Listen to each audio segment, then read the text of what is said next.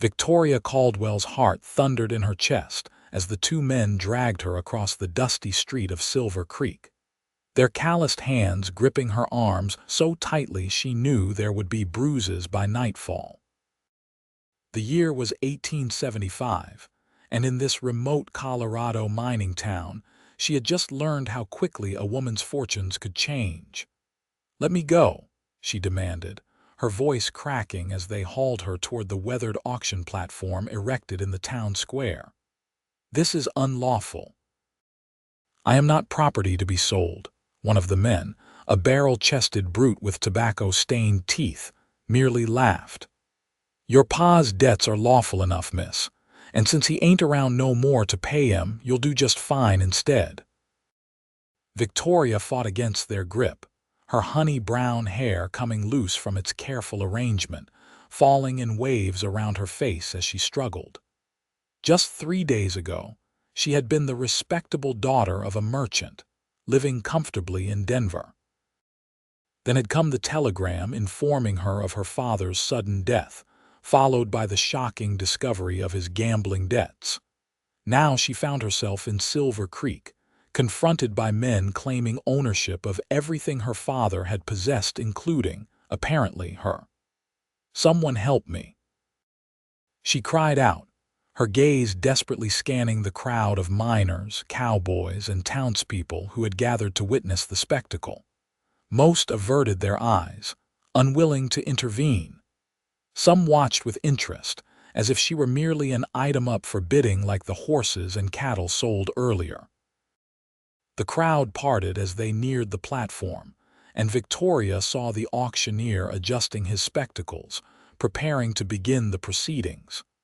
Panic rose in her throat. This couldn't be happening, not in America, not in 1875. Slavery had been abolished a decade ago, yet here she was, about to be sold to the highest bidder to settle a debt. "We got ourselves a fine specimen today, gentlemen," the auctioneer called out, his voice carrying across the square.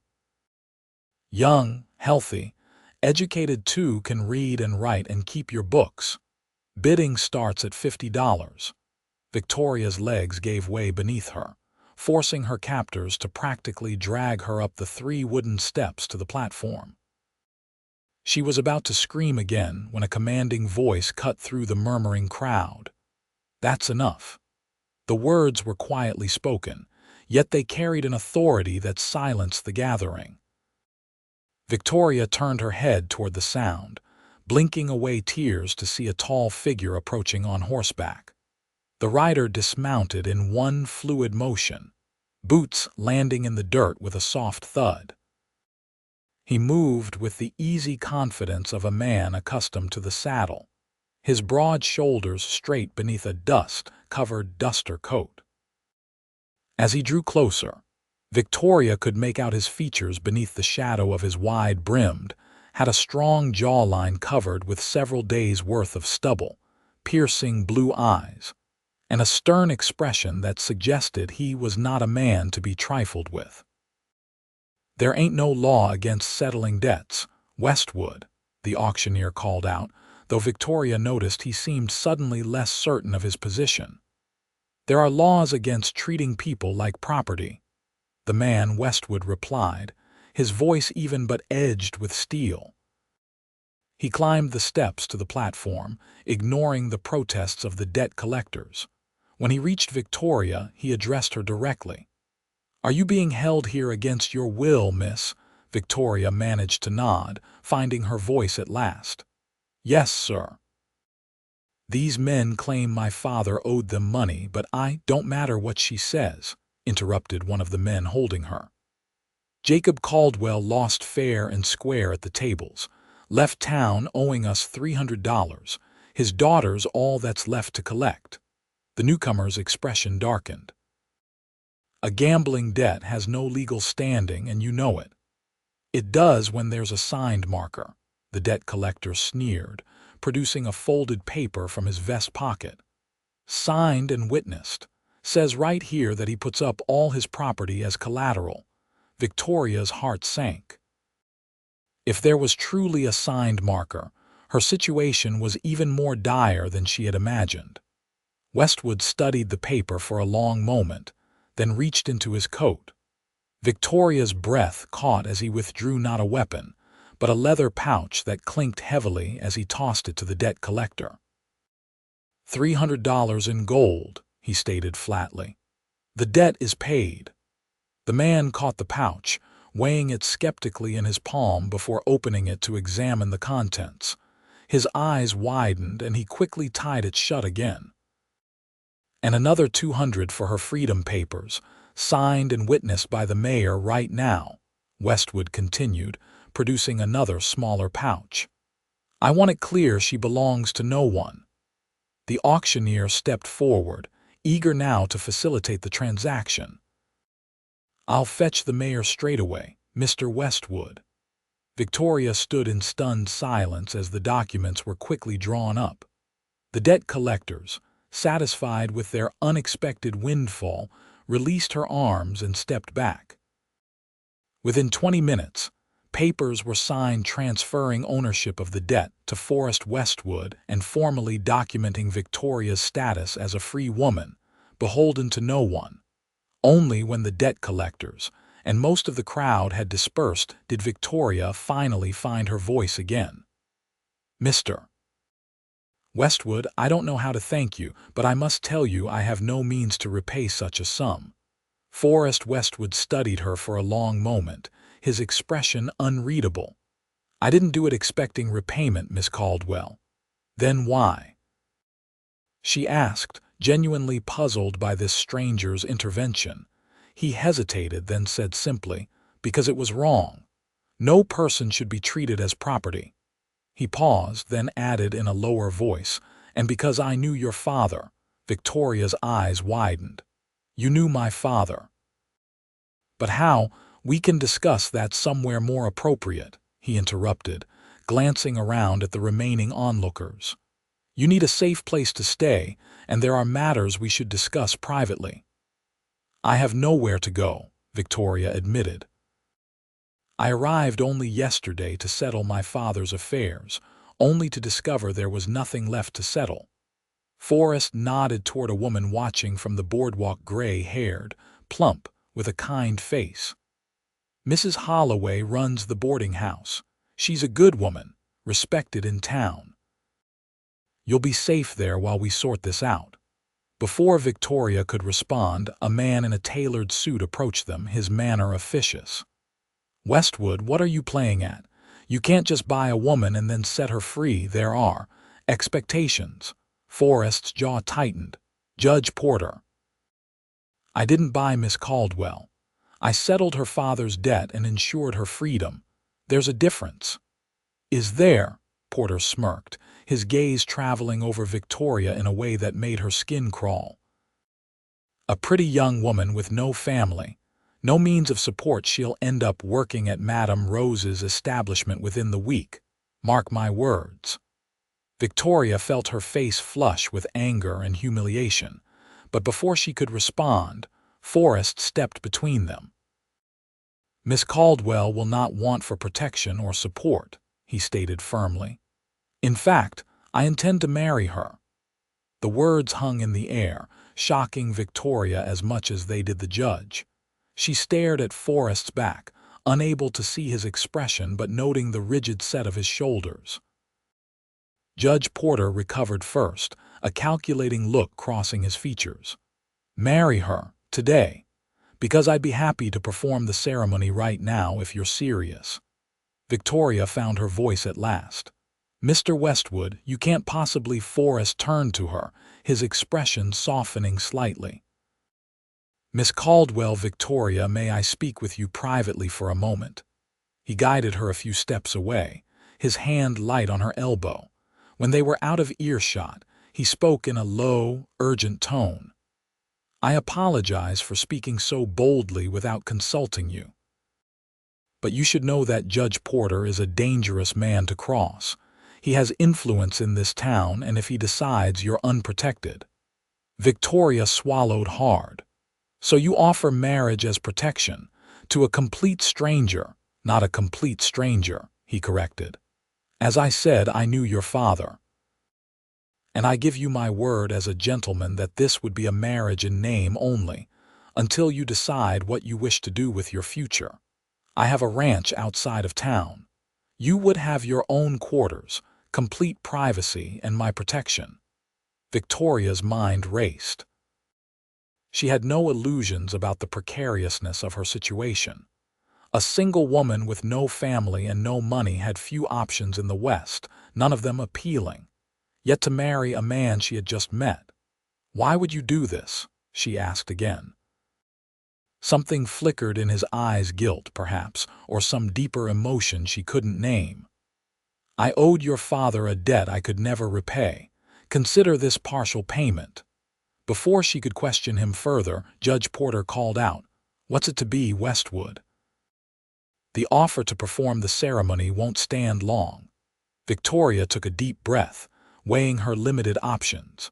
Marry a stranger who had already shown her more kindness than anyone else in this town, or face an uncertain and likely dangerous future alone. "Very well, Mr. Westwood," she said quietly. "I accept your proposal." The ceremony was brief and unceremonious, conducted right there in the town square with Mrs. Holloway and the town doctor serving as witnesses.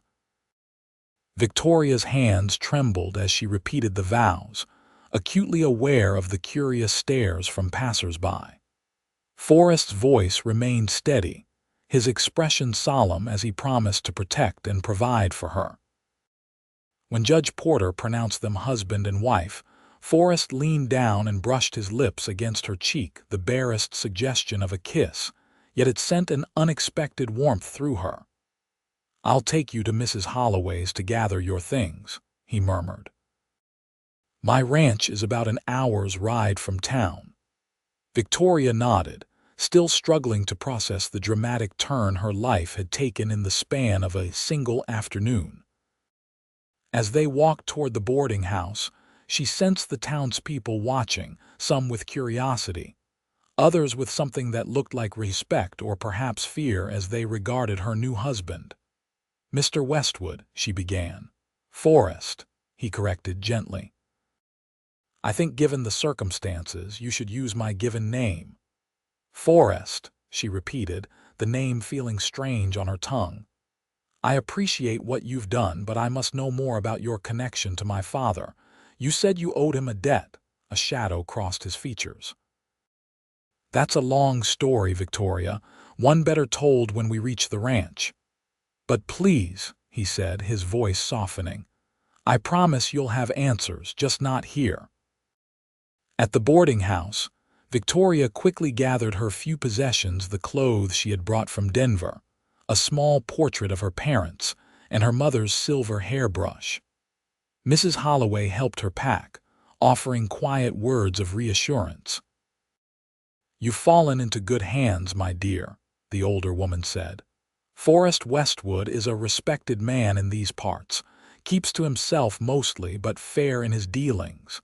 His ranch is one of the most prosperous in the territory. You know anything about his connection to my father?" Victoria asked. Mrs. Holloway shook her head. "Can't say that I do. Your father visited Silver Creek occasionally on business, but I never saw him with Mr. Westwood." Outside, Forrest had arranged for a wagon to transport Victoria and her trunk to the ranch. As they left town, Victoria noticed the curious glances that followed them, and she sat straighter on the wagon seat, determined to maintain her dignity despite the extraordinary circumstances. The landscape opened before them, rolling hills giving way to vast meadows dotted with cattle, backed by the distant, majestic peaks of the Rockies. After nearly an hour of travel, they crested a rise, and Victoria caught her first glimpse of the Westwood Ranch. Unlike the crude cabins she had expected, the main house was a substantial two-story structure built of solid timber, with a wide porch wrapping around the front. Several outbuildings and corrals stretched behind it, and in the distance, she could see cattle grazing on the lush grass of the valley. "It's beautiful," she said, breaking the long silence between them. Forrest nodded, a hint of pride in his expression. Took 7 years to build it up from nothing. The land was wild when I first came here.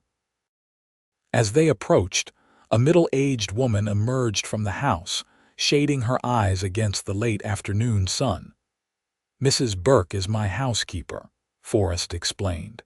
"She and her husband Thomas manage the household and the immediate grounds. Thomas also serves as my foreman." The wagon rolled to a stop and Forrest helped Victoria down, his hands strong and steady at her waist. "Mrs. Burke," he called, "may I present Mrs. Victoria Westwood?" The housekeeper's eyebrows shot up in surprise, but she recovered quickly, offering Victoria a warm smile. "Welcome to Westwood Ranch, madam. We had no idea the boss was bringing home a bride. It was rather sudden," Victoria replied, uncertain how to explain their unusual circumstances. "I'll show Victoria to her rooms," Forrest said. "Could you prepare some refreshments?" "I'm sure she's exhausted after today's events." "Of course, sir. Right away." Mrs. Burke hurried back inside, undoubtedly burning with curiosity. Forrest carried Victoria's trunk into the house, leading her through a spacious central hall to a staircase. The interior was surprisingly refined for a ranch house, with polished woodwork, comfortable furnishings, and even a few landscape paintings adorning the walls. Upstairs, he opened a door to reveal a large, well-appointed bedroom with adjoining sitting room. Lace curtains framed the windows, which offered a stunning view of the mountains. A 4-poster bed, dresser, and washstand completed the furnishings, all of better quality than Victoria would have expected. "These will be your quarters," Forrest said, setting down her trunk. "My room is across the hall, but I assure you, your privacy will be respected. I meant what I said about this being a marriage in name only." Victoria nodded, overwhelmed by the events of the day. "Thank you for your consideration. But now, I believe you owe me an explanation about my father." Forrest's expression grew somber. "Yes, I do. Come downstairs when you're ready. We'll talk over supper." After he left, Victoria took a moment to compose herself, washing away the dust of the day and changing into her one remaining clean dress. As she brushed her hair before the mirror, she studied her reflection, wondering if she would recognize the woman she was becoming in this strange new life. Downstairs, she found Forrest waiting in a comfortable study. A small table had been set with a simple but appetizing meal of roast beef, potatoes, and fresh bread. "Mrs. Burke is an excellent cook," he said, rising as she entered. "One of the many reasons I was fortunate to hire the Burkes when I built this place." They ate in awkward silence for several minutes before Victoria placed her fork down decisively. "Please, Forrest, I need to know about my father," he sighed, pushing his plate away. "I met Jacob Caldwell during the war, the Battle of Gettysburg. I was a young lieutenant, he was a sergeant in my company. During a Confederate assault, our position was overrun. I was wounded, unable to move. Your father carried me 2 miles to safety, under fire the entire way." Victoria's eyes widened. Her father had rarely spoken of his war experiences. "He saved my life," Forrest continued. "And not just that day. When I developed fever from my wounds, he stayed with me in the field hospital, changing my bandages, making sure I got water when the orderlies were too busy with other patients. By all rights, I should have died." "He never told me," Victoria said softly. "After the war, we corresponded occasionally. I came west, established this ranch. He went to Denver, started his business. I knew he had a daughter, but we hadn't been in touch for several years." Forrest's eyes clouded. "When I heard he had died, I came to Silver Creek to pay my respects, only to learn about the gambling debts. I arrived too late to prevent the auction, but not too late to intervene." Did my father truly have a gambling problem? I never knew of it. Forrest hesitated. Your father was a good man, Victoria, but he had his weaknesses, as we all do. The gambling was a recent development from what I understand, perhaps a response to business troubles. Victoria fought back tears. The father she had known had been steady, responsible, or so she had believed. Learning of his secret vices was almost as painful as losing him. So you married me out of obligation to my father, she said flatly. Not exactly. Forrest's gaze was direct. I intervened because of my debt to your father, yes, but the marriage. That was to protect you from men like Judge Porter. This territory can be dangerous for a woman alone. And what happens now? Victoria asked, the question that had been weighing on her mind since the hasty ceremony. Now you have time to grieve, to consider your options. This is your home for as long as you wish it to be. If, after a suitable period, you wish to have the marriage annulled and return to Denver or go elsewhere, I won't stop you. I'll provide you with funds to establish yourself wherever you choose.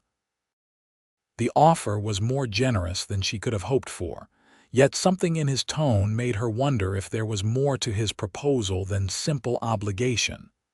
And if I choose to stay? The question surprised her as much as it seemed to surprise him. Forrest looked at her thoughtfully. Then we would need to discuss what kind of marriage this would be. But that's a conversation for another day when you've had time to adjust to all these changes. In the days that followed, Victoria slowly acclimated to life at Westwood Ranch. Mrs. Burke proved to be not only an excellent cook, but a kind companion, helping Victoria learn the rhythms of the household. Though initially bewildered by the sudden appearance of a mistress of the house, the staff quickly warmed to Victoria's gentle manner and willingness to learn. Forrest remained true to his word, treating her with courteous respect but maintaining a careful distance. He spent his days overseeing the ranch operations, often returning late for the evening meal, which they shared in polite conversation that carefully avoided any mention of their unusual situation. 2 weeks after her arrival, Victoria was exploring the ranch grounds when she came upon Forrest, working with a young colt in one of the corrals. She paused to watch, admiring the patient way he handled the nervous animal, speaking in low, soothing tones as he gradually accustomed it to a saddle blanket. "He's beautiful," Victoria commented, approaching the fence. Forrest looked up, seeming pleased to see her. "He's got good bloodlines. Should make a fine cow pony in another year or so. You're very patient with him. Animals respond to how you treat them. Use force and they fight back or break. Show them kindness and consistency and they learn to trust you." He ran a hand along the colt's neck. "Same with most people, I reckon." Victoria smiled at the comparison. "I've been meaning to thank you properly for all you've done, not just for saving me from that auction, but for how considerate you've been since." Forrest shrugged, looking almost embarrassed by her gratitude. "Anyone would have done the same." "No," she said firmly. "They wouldn't. The entire town was willing to watch me be sold to settle a gambling debt. Only you stepped forward." He secured the colt in its stall and came to join her at the fence. Up close, with the late afternoon sun highlighting the angles of his face, Victoria was struck anew by his rugged handsomeness. "How are you settling in?" he asked. "Mrs. Burke says you've been helping with the garden and learning to make preserves." Victoria nodded. "I want to be useful. And it helps to keep busy." She hesitated, then added, "Though I must admit I find myself at loose ends sometimes. In Denver I taught at a small school for girls. I miss the work." Interest flickered in Forrest's eyes. "You're a teacher." "I was." "Nothing formal, just reading, writing, arithmetic, and some history and literature for the daughters of local merchants." "There's no proper school in Silver Creek," he said thoughtfully. Some of the ranch families and townspeople have spoken about the need for one. The children get sporadic lessons from the minister's wife, but nothing consistent. Victoria felt a spark of excitement at the possibility. Do you think there would be interest in establishing a real school? I'd say so. Most of the settlers here want education for their children, they just lack the means to provide it. He studied her with new appreciation. Is that something you'd consider, starting a school here? I would need resources, books, a suitable building, supplies. Resources I could provide, Forrest said, his voice gaining enthusiasm. There's an unused cabin near town that could be converted. With some repairs and proper furnishings, it would serve nicely as a schoolhouse. For the first time since her father's death, Victoria felt a sense of purpose returning. I would need to meet with the families, assess the children's needs and current knowledge. We could ride into town tomorrow, speak with some of the parents, Forrest suggested. I have business there anyway. Victoria's smile widened. I'd like that very much. As they walked back to the house together, Victoria felt a subtle shift in their relationship. The awkwardness that had characterized their interactions was giving way to something more comfortable, almost friendly. The next day, they rode into Silver Creek together. Victoria noticed the curious glances and whispers as they made their way down the main street, but Forrest's presence beside her bolstered her confidence. Their first stop was at the general store, where the proprietor, Mr. Wilson, greeted Forrest warmly. Mrs. Westwood, he said, bowing slightly to Victoria. A pleasure to see you again under better circumstances. Victoria smiled, recognizing him as one of the onlookers from the day of the auction. Thank you, Mr. Wilson. My husband tells me you have children of school age. Indeed, we do, 2 boys, 8 and 10, smart as whips but with precious little formal education. Mrs. Westwood is considering establishing a school here in Silver Creek, Forrest explained. She was a teacher in Denver before coming west. Mr. Wilson's face lit up. Is that so? Why, that would be a blessing indeed. My wife and I have worried about the boys falling behind. There's talk of sending them to relatives in Denver next year, but we'd much rather keep them here if they could get proper schooling. Their conversation was interrupted by the arrival of Judge Porter, whose smile didn't reach his eyes as he greeted them. Mr. and Mrs. Westwood, he said, tipping his hat. How domestic you look together. I must admit, I had my doubts about this hasty union, but perhaps I was mistaken. Forrest's jaw tightened, but his voice remained even. Judge Porter, we were just discussing Victoria's plans to open a school in Silver Creek. The judge's eyebrows rose. A school, how ambitious, though I wonder if a woman so recently acquired has the standing in the community to undertake such an endeavor. Victoria felt her cheeks flush with anger, but before she could respond, Forrest placed a protective hand on her back. My wife has my full support in this endeavor, he said, emphasizing the word wife in a way that left no room for argument. As a respected rancher and taxpayer in this county, I believe that carries sufficient standing. Judge Porter's smile grew brittle. Of course, of course. I simply meant that establishing a school requires community trust, which takes time to build. Then we'll take the time, Victoria said firmly. The children's education is too important to neglect while waiting for arbitrary approval. The judge's eyes narrowed at her defiance, but he merely nodded and moved on, his displeasure evident in the set of his shoulders. Don't mind him, Mr. Wilson said once Porter was out of earshot. He's used to having the final say in all town matters. Does some folks good to see him challenged now and then. They spent the rest of the morning meeting with other families, gauging interest in the school and assessing the number of potential students. By midday, Victoria had spoken with parents of nearly 20 children, all eager for proper education. Forrest took her to the abandoned cabin he had mentioned, which stood on a small rise just outside town. Though dusty and in need of repair, Victoria could immediately see its potential large windows to provide natural light, enough space for desks and a teaching area, and a small attached room that could serve as an office or storage space. "What do you think?" Forrest asked as they walked around the property. "It's perfect," she replied, already envisioning blackboards on the walls and rows of eager students. "With some work, it could be ready within a few weeks." Forrest nodded, pleased by her enthusiasm. "I'll send Thomas and some of the ranch hands to start repairs tomorrow. You can make a list of supplies and furnishings you'll need." As they rode back to the ranch, Victoria felt truly hopeful for the first time since receiving the news of her father's death. The prospect of teaching again, of having meaningful work, lifted her spirits immeasurably.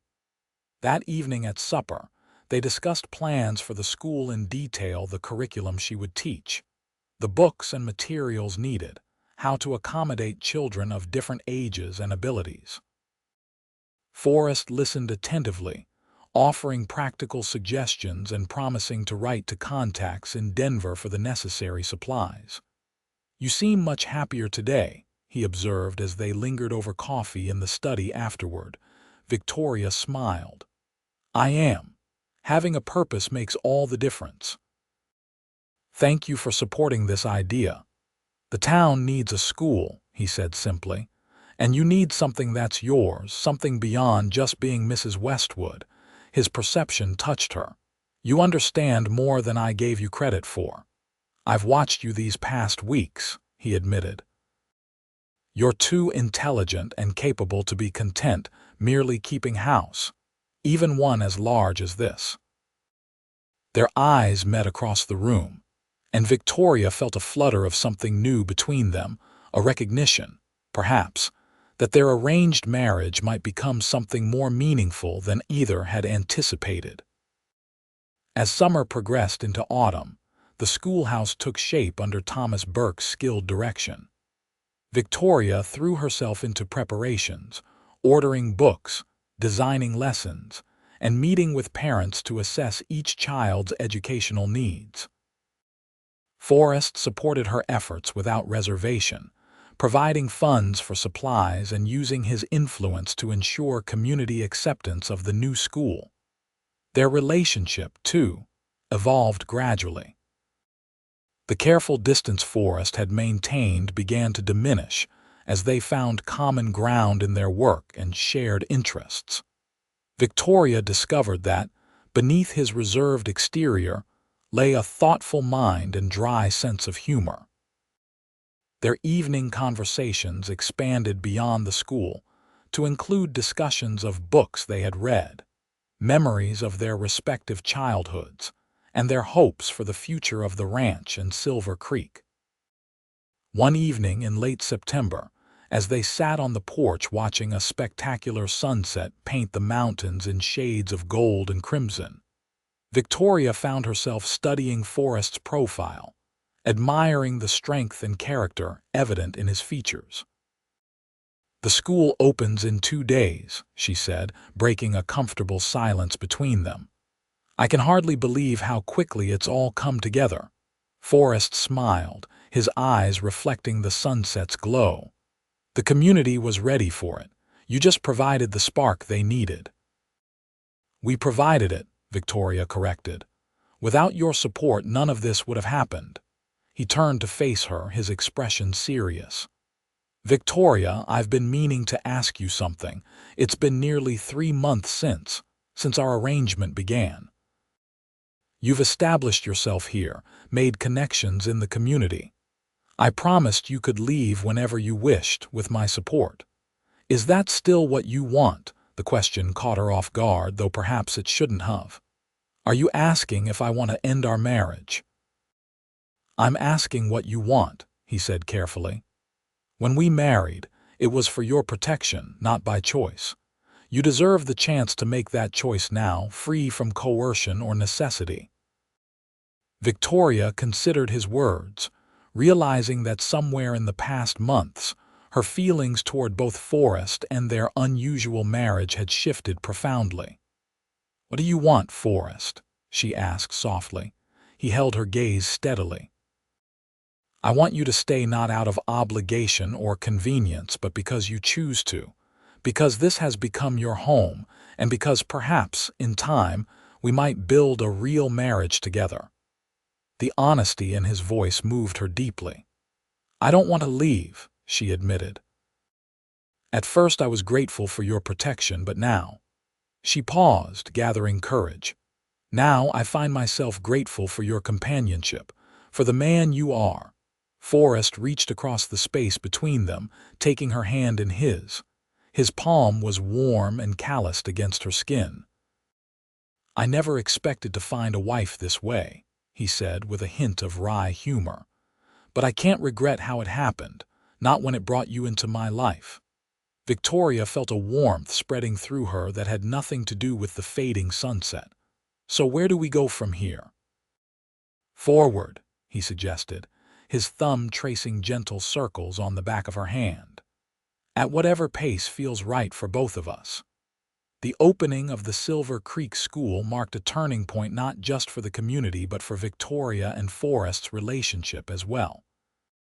As 23 children of varying ages filed into the freshly painted schoolhouse that first morning, Victoria felt a sense of accomplishment unlike anything she had experienced before. Forrest attended the small opening ceremony, standing proudly at the back of the room as Victoria welcomed the students and their parents. Watching her in her element, confident, passionate, and utterly capable, he felt the last of his reservations about their unusual marriage dissolve. That evening he waited for her on the porch as she returned from the school, her face glowing with excitement despite her obvious fatigue. 23 students," she announced as she joined him. "From 6 years old to 15. Some have had almost no formal education while others read quite well. It will be challenging but so rewarding." "Just like you," Forrest said, the words slipping out before he could reconsider them. Victoria looked at him in surprise, a blush coloring her cheeks. "I'm sorry." "Challenging and rewarding," he clarified, stepping closer to her. "From the moment you arrived in my life, no. From the moment I saw those men trying to drag you onto that auction stage, you've challenged everything I thought I knew about my future.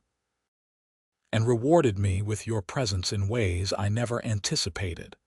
Victoria's breath caught at the intensity in his eyes.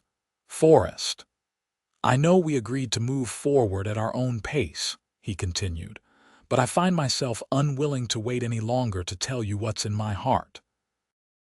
He took her hands in his. "I love you, Victoria, not out of obligation or duty, but simply because you are who you are, brave, intelligent, compassionate. I would be honored if you would consider making our marriage real in every sense." Victoria felt tears welling in her eyes, not tears of sorrow or uncertainty, but of joy and recognition. In the months since their hasty wedding, she had come to know this man, his strength, his integrity, his unexpected tenderness. Somewhere along the way, without her quite realizing it, those qualities had captured her heart. "I love you too," she whispered, the words feeling both momentous and entirely natural. "I think perhaps I have for some time now."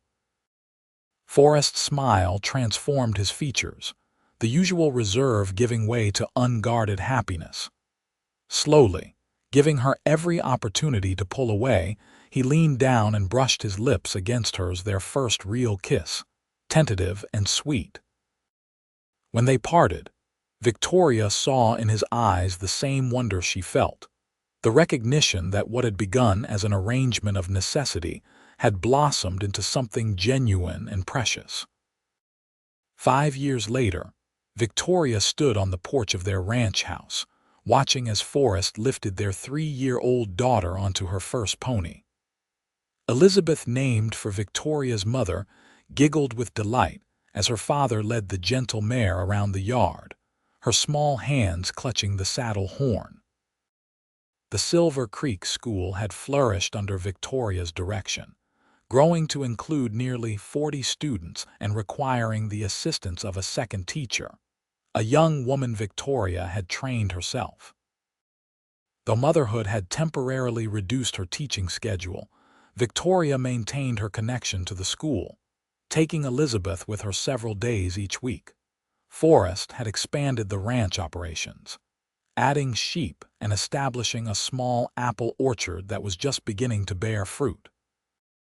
Judge Porter had eventually left Silver Creek for Denver, his influence waning as the town grew and prospered under more progressive leadership.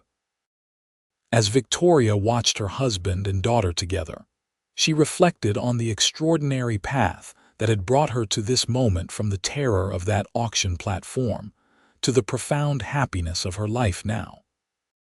What had begun with men trying to drag her onto a stage against her will had transformed, through Forrest's intervention and their growing love, into a life richer than she could have imagined. "Mama, look," Elizabeth called, waving excitedly as Forrest guided the pony in a small circle. "I see you, darling," Victoria called back, waving. "You're a natural, just like your father." Forrest looked up, meeting her eyes across the yard with a smile that still made her heart quicken after all these years. In that moment, with the mountains rising majestically behind them and the ranch spreading out around them, Victoria felt the full measure of how far they had come together, from strangers bound by circumstance to partners united by love, building a legacy that would endure long after them in this wild, beautiful corner of the West.